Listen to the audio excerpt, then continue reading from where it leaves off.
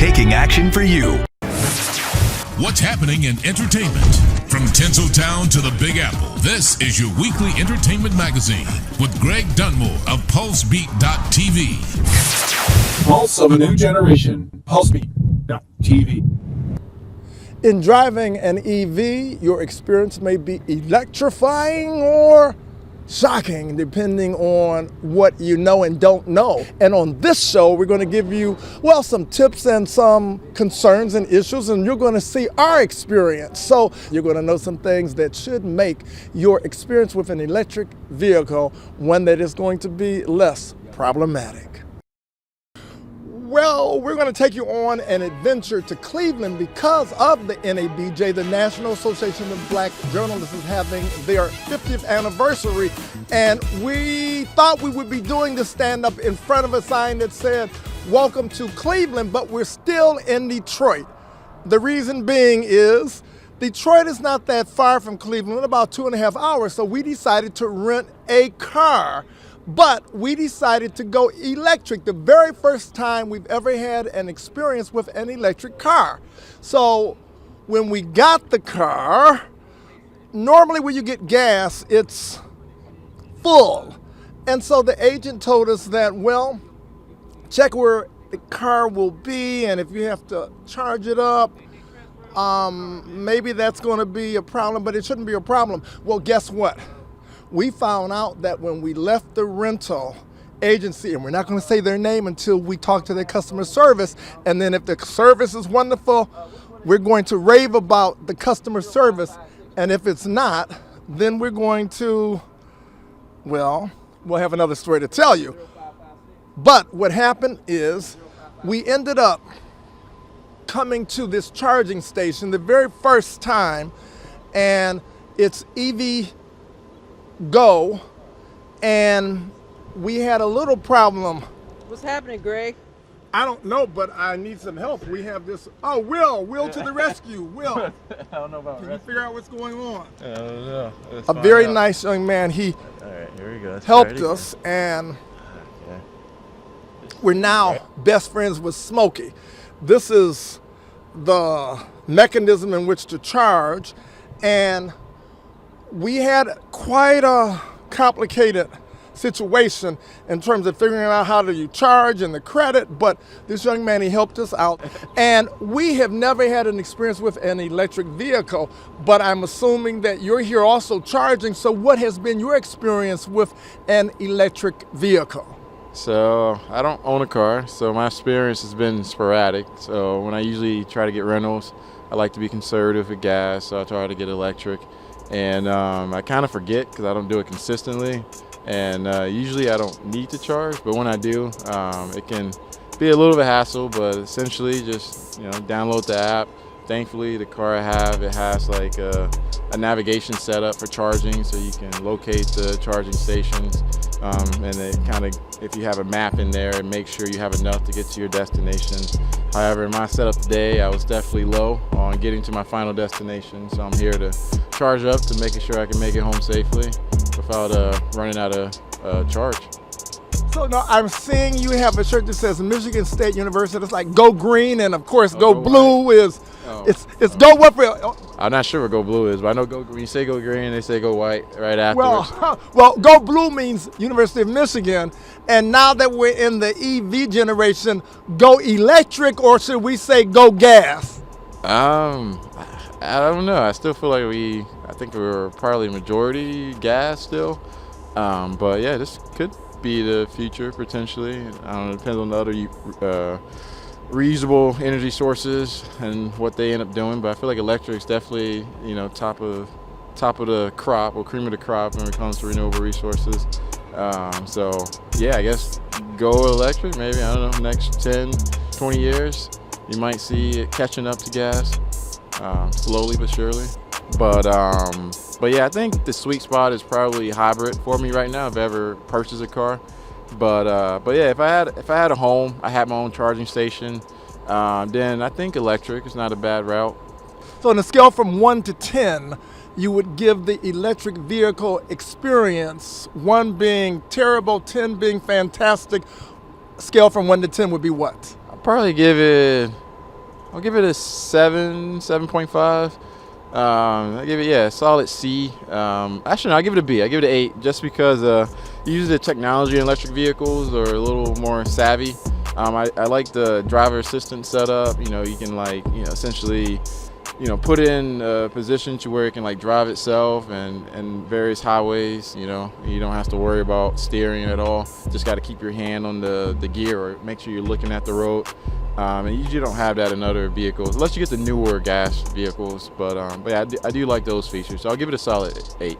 So we're waiting right now we were told that you don't go to 100% charge, you go from 20 to 80%. So we're waiting to get to 80%, and we're gonna be on the road, hopefully, to Cleveland to the 50th anniversary of the National Association of Black Journalists in an electric vehicle. So it's going to be a first, and we're going to do what we like to do, keep it hot, happening, and in this case, electric. Watch it comes out.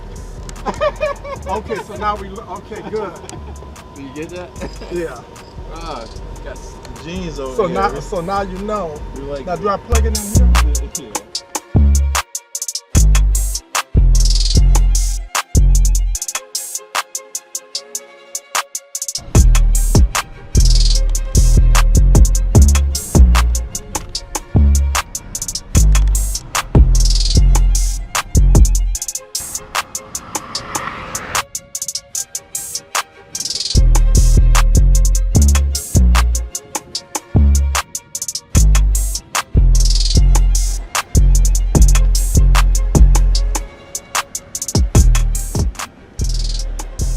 We're going down Detroit, and it's interesting because there is a really wonderful street by the name of Detroit called the Detroit, well, not the street, but there's an area called the Detroit Shoreway, and the reason is because it borders Detroit Street, and the river or the lake is what gives it the Shoreway acknowledgement. So we're going to take you to the heart of the Detroit Shoreway, where I happen to have bought Christmas presents. I came to Cleveland to buy Detroiters gifts on Detroit Street, and I went to a little shop, and the woman was so impressed that she told me that, wow, you came all the way to Detroit Street from Detroit to buy your Christmas presents. She said that I would give you anything you want in this shop, and she gave me a gift. So they're very nice on Detroit Street, but we're nice. Anything associated with Detroit, even though the other stuff they say, well, that's the other stuff. It's so quiet. It's a car that, believe me, you will love if you love the silence.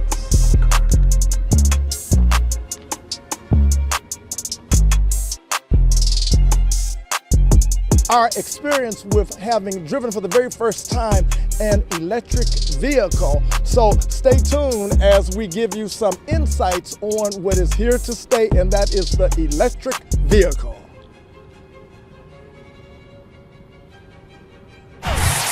PulseBeat.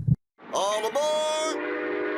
There's a new way to travel, and it's one of the oldest forms of transportation. Travel by train.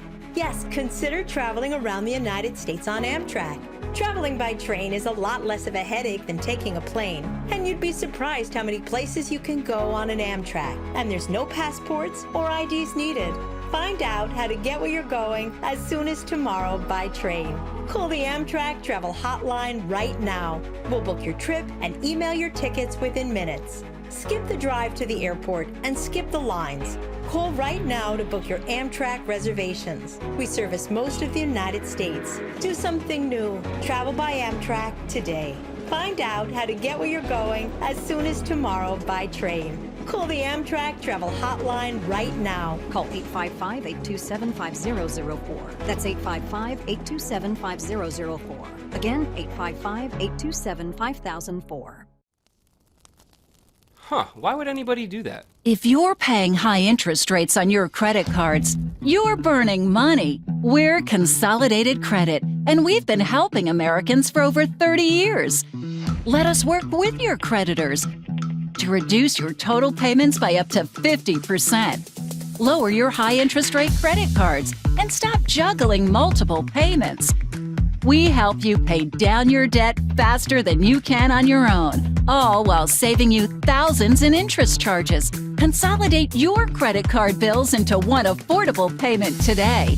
You don't have to be good with money, because we are.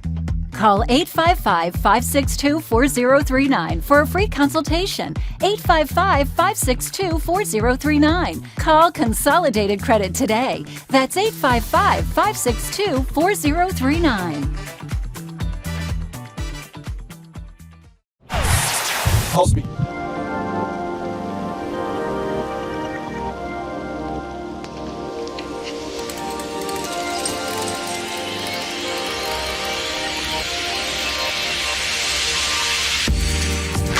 50 years now of the National Association of Black Journalists. We're in Cleveland at this very important point within our journey. You probably know that Cleveland is known for the Cleveland Browns and the iconic Rock and Roll Hall of Fame, but Cleveland is also known for Superman. Why? Because two young men by the name of Jerry Siegel and Joe Shuster, they were the very first. They created Superman in Cleveland, and there's a tribute for Superman in downtown Cleveland. Well, I don't know a whole lot, but I know that the Superman character was created by a native Clevelander, and we have this new Superman Plaza statuary that's very wonderful. And at the Cleveland Hopkins International Airport, there's a huge Superman exhibit that explains the history a lot better than I can. So the Superman now, the fact that it was created in Cleveland, does it make Cleveland a super city? There's so many things that make Cleveland a super city. It's just one small piece, but it's a cool piece. Up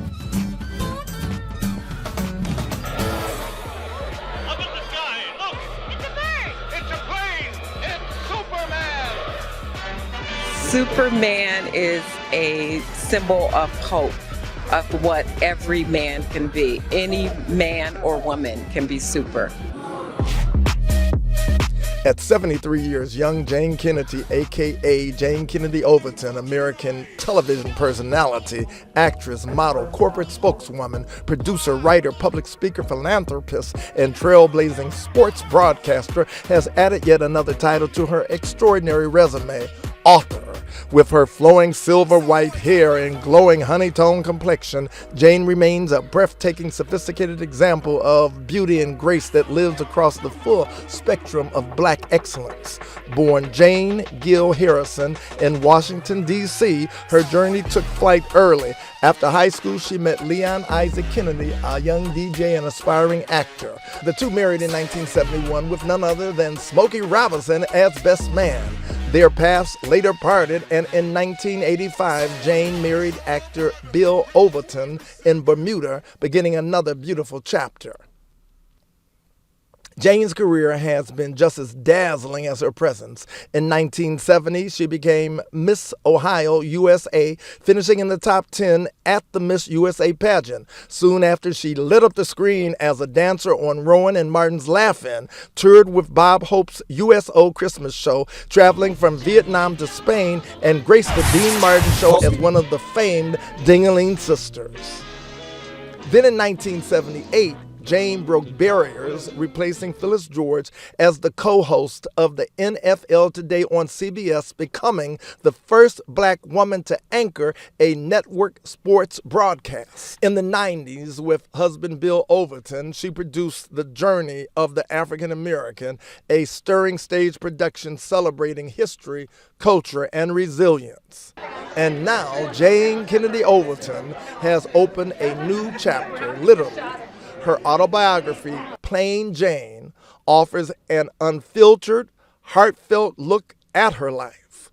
Though after hearing her remarkable story, a more fitting title might just be Wild Jane Kennedy.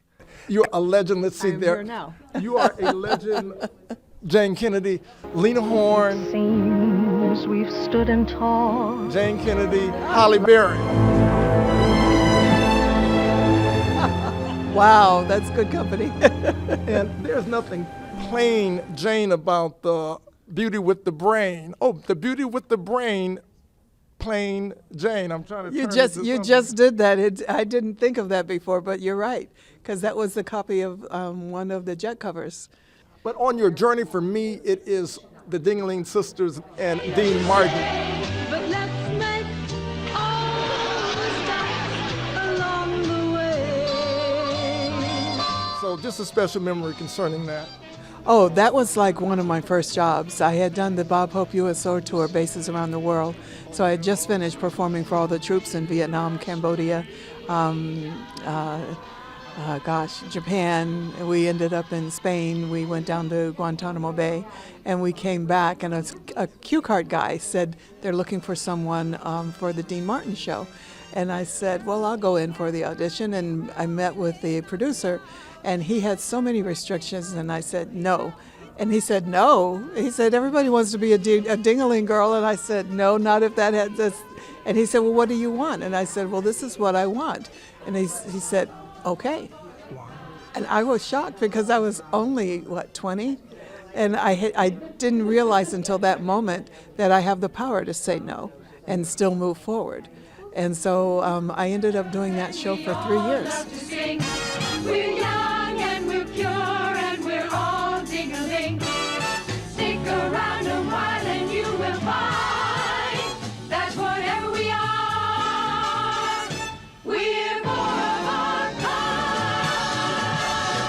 And you were fantastic. Now, the book, Plain Jane, can you just say something to the audience about why this book now and how can they get the book? And Audible is sponsoring this event, so say something about their ability to hear your voice as they're driving someplace wonderful. I know. I kind of anticipated, okay, I do the book, and then I'll be, going around and talking to people about the book, maybe do some TV commercials, spots on ads, etc. I never, ever thought I would do the Audible reading. And when they asked me to do that, I was blown away because I'd never done anything like that before. I've done voiceover work before, but reading my own story in my own words, and now I can add in my own voice. That was pretty huge. So I totally enjoyed that process. And then after I finished, I said, can we go back and do the first 2 chapters again? Because it took me a minute to get into it. So we did. And the vision of the book that you will hope that after people read Plain Jane, they will know that Jane Kennedy is? Plain Jane. The one and only. But I wanted it to be important to young girls, to know that they can persevere, that they can face struggles and still continue, to never give up, because I never did. I had so many challenges along the way, but I kept persevering, going forward, knowing that even in the darkest times, God is still there, and something can still move you forward. It may not happen immediately, but it can happen. This took 25 years to write. And it's because I write some and then I think about it and I live some, and then I'd write again and I'd think about that and live a little bit more. And I wanted to make sure it encompassed all of my all my children's childhood growth, because I wanted to have each of them shown as how it impacted me.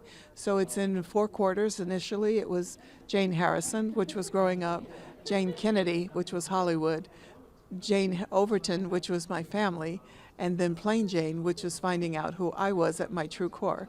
But then when I got there, I realized I still wasn't done. I just kept writing.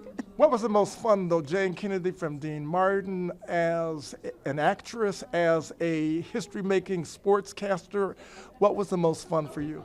I have to say, as an actress, is probably where my heart really lies, and I don't feel that I've actually done all that I could have done in that industry. I still feel that role, that special role, has not come my way. And back in the day, it wasn't going to when I was working, because they were never going to give a black woman that opportunity. So, to come back now, it might be possible. It's going to be possible because as an authoress, you've got a story that nobody can tell it better than you, and you should play yourself in the movie. I don't know if I could be the swimsuit model on the front of Jet and Ebony anymore, but I can find I think the most fun part is going to be when we do a talent tour and we look for who's going to play Jane Kennedy. Fantastic. Last 2 questions.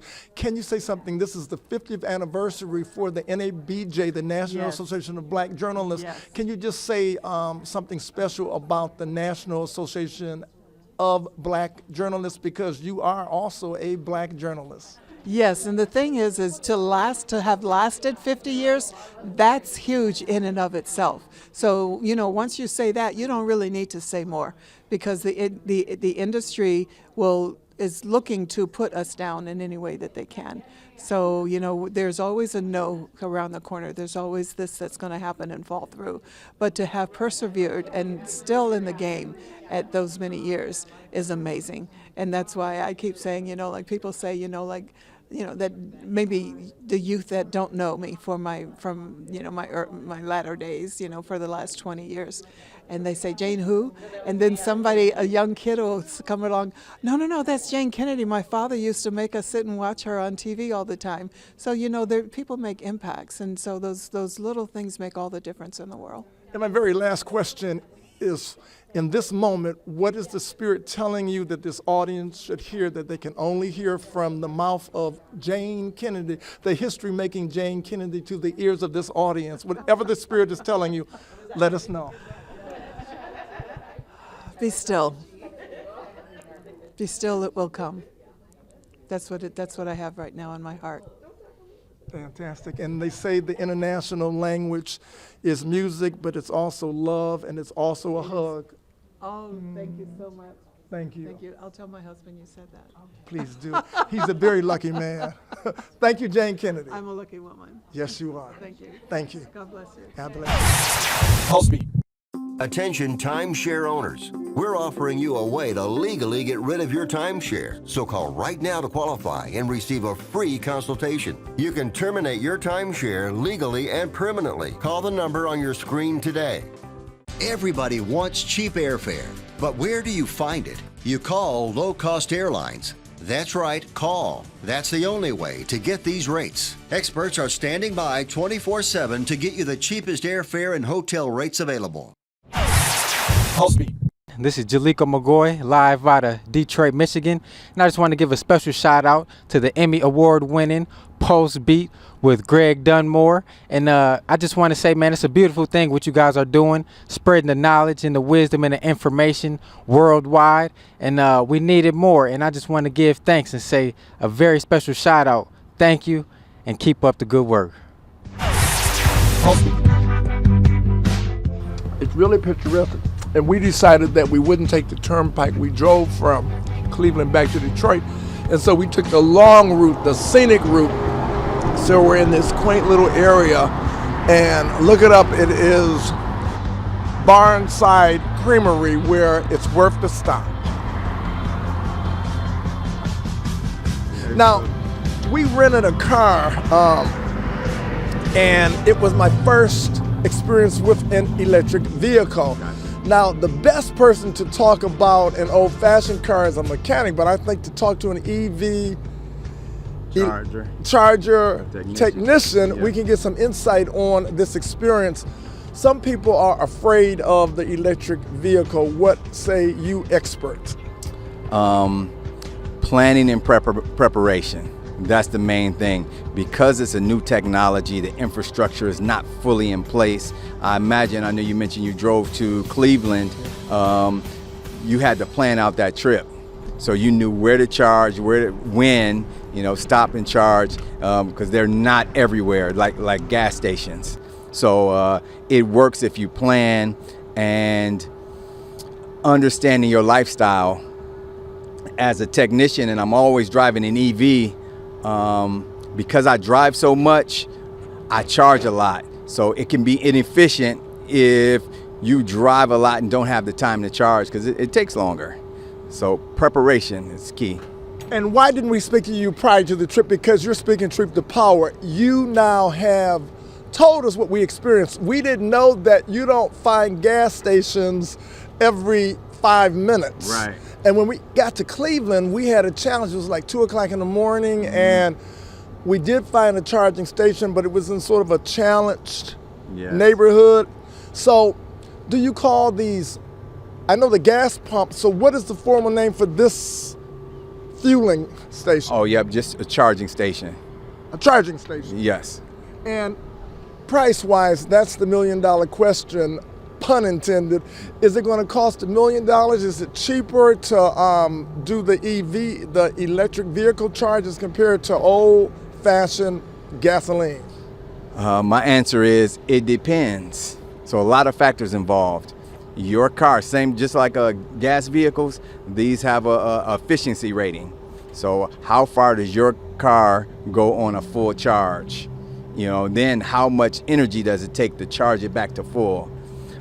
So it depends. For something like this smaller EV that we have here, it'll take about $30 to fill it up to get about 270 miles.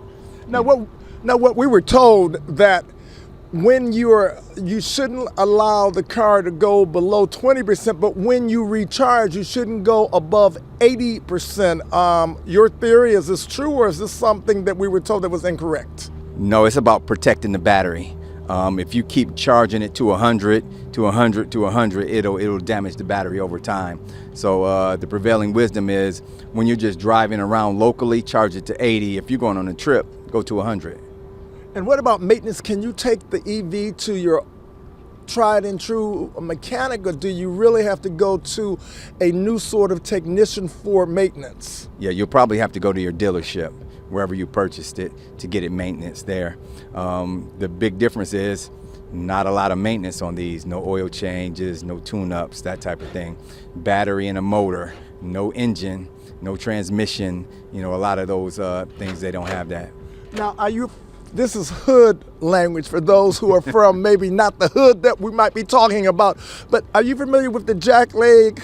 Yes, sir. For the audience who doesn't know what a jack leg is, that is a very enterprising person that decides that they can fix cars without any licensing, and maybe the training comes from God and just through experience. Will this have a jack leg, maybe community person that wants to try to fix it? Do you foresee that?